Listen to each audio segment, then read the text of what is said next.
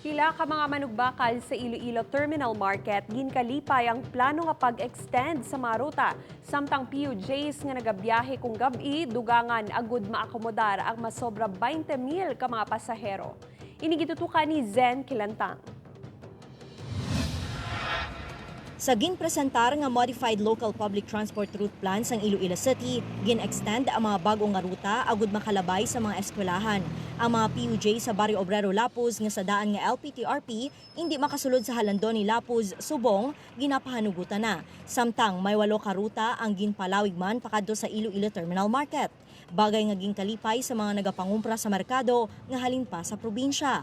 Mas mayadi kay mas madali lang magkadto dya, hindi karayawan ka commute. Kay badlay may ko ay tiga kadto dya, way tawang super tapos yawan kakabit-bit ka daramo. Hapos na sa siguro, miss eh. Ay, damo na siya sang ruta kagano. Hapos na siya kung maglusot-lusot. Wala naman sang pagpamatok sa modified LPTRP ang mga transport cooperative. Apang isa sa mga luyag nga solusyonan sang syudad, ang pagdugang sang numero sang PUJ units nga magabiyahe kung kagabihon, agud maakomodar ang 20 to 25 mil nga mga pasahero.